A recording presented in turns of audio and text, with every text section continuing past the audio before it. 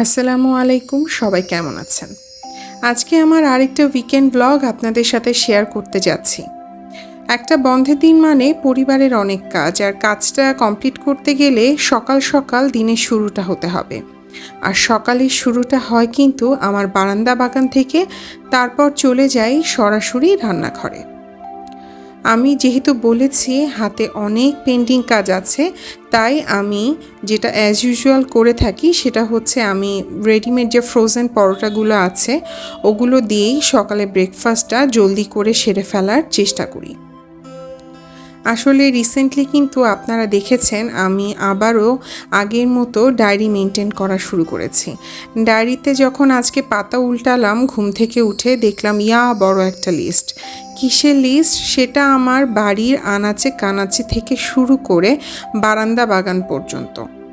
আসলে এতগুলো লিস্ট আমার জামাইকে আমি বলছি, দেখো এটা করতে হবে ওটা করতে হবে, কিন্তু দেখা যায় কি দিনের শেষে এসে আসলে কোনো কাজই তেমন হয়ে ওঠে না। হয়তো কমপ্লিশন পার্সেন্টেজ আসে 40-50%। তারপরও কি আর করা, চেষ্টা তো চালিয়ে যেতে হবে। একদিন না একদিন এই কমপ্লিশন লিস্টটা হয়তো 100%-এ পরিণত হবে। আপনাদের উইকেন্ডটা অ্যাকচুয়ালি কেমন কাটে? আমার উইকেন্ড তো আসলে কাজে ভরপুর থাকে রিসেন্টলি। তারপরও ভাবছি কিছু কাজ আছে যেগুলো আমি করব আমার পেজের জন্য, আমার বাসার জন্য। এখন জানি না কতটুকু করতে পারবো। আজকে আবারও বলছি, ব্রেকফাস্টটা যেহেতু খুব সিম্পল করব, তাই আজকে জাস্ট পরোটা, চা আর ডিম পোচ, এটাই হবে আমাদের দুজনের ব্রেকফাস্ট। চা ছাড়া তো আমার সকালটা শুরুই হয় না, সেটা তো আপনারা খুব ভালো মতোই জানেন। আমি আবার সুযোগ পেলেই ডিম অমলেটটা, আমি না, আমার হাজব্যান্ড আবার ডিম অমলেট খুব পছন্দ করে। আমার আবার ডিম অমলেটটা অতটা পছন্দ না, তাই ডিম পোচ দিয়েই মাঝে মধ্যে কাজটা সেরে ফেলি, এই বলতে পারেন শর্টকাটে।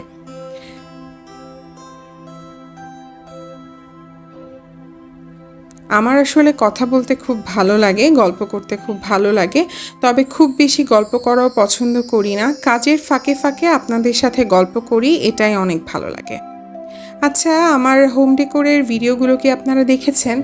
আপনাদের কেমন লাগে ভিডিওগুলো অবশ্যই জানাবেন।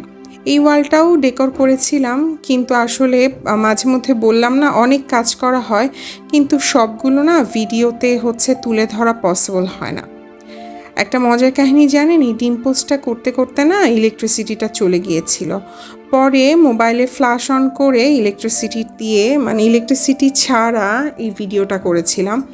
যদিও আমার জানালা দিয়ে রান্নাঘরের খুব সুন্দর একটা রোদ আসে।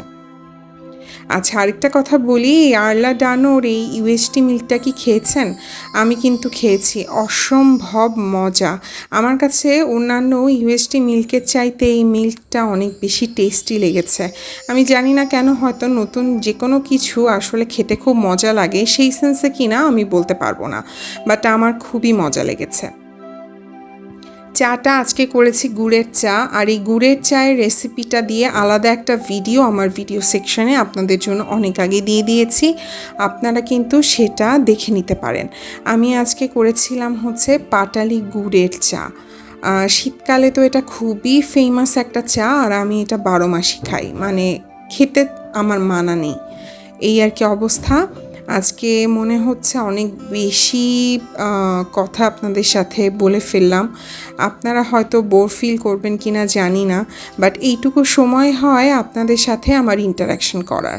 কারণ জানি আমার অনেক ভিউয়ার্সরা আছেন, ভ্লগ পছন্দ করেন, অনেকে সুন্দর সুন্দর কমেন্ট করেন, তাদেরকে অসংখ্য অসংখ্য ধন্যবাদ। আপনাদের ইন্সপাইরেশন আমাকে আসলে আরও অনেক বেশি মোটিভেট করে। আর আসলে পেজের অবস্থা কি বলবো, ফেসবুকের এটা একটা কমন পার্সপেক্টিভ যে আমাদের পেজের রিচ ডাউন হয়ে যাচ্ছে, কন্টেন্ট তেমন ভিউ পাচ্ছে না। তারপরও আমি বলবো চেষ্টা আমি চালিয়ে যাচ্ছি, দেখা যাক আমি আমার টার্গেটটা ফুলফিল করতে পারি কি না। এর মধ্যে অনেকেই আমাকে প্রশ্ন করেন, আপু আপনি ভিডিও করার সময় পান কখন, এডিট করার সময় পান কখন? এটার উত্তর হচ্ছে যদি আপনার ইচ্ছে থাকে তাহলে সেই ইচ্ছের মধ্যে কিন্তু আপনার কাজটা শত ব্যস্ততার মধ্যেও শেষ করতে পারবেন। আমিও ঠিক ওরকমটাই, রাতের বেলা বা ফ্রি টাইমে যখনই সুযোগ পাই আমার পেজের কাজগুলো আমি করি, গুছিয়ে নেওয়ার চেষ্টা করি। তারপর আমার হাতে অনেক প্রজেক্ট আছে, এই কাজগুলো করব, ভিডিও করা হয়ে গেছে, এগুলো নতুন করে আপলোড করব। তা আমার পেজের সাথে থাকবেন। আজকের ডেইলি ব্লগটা যদি আপনাদের ভালো লেগে থাকে তাহলে অবশ্যই লাইক, কমেন্ট এবং শেয়ার করতে ভুলবেন না। কারণ আপনারাই যদি আমার সাথে থাকেন তাহলে কিন্তু আমি অনেক মোটিভেশন পাবো আর ভালো ভালো কন্টেন্ট আপনাদের উপহার দিতে পারবো। আজকের জন্য আল্লাহ হাফেজ।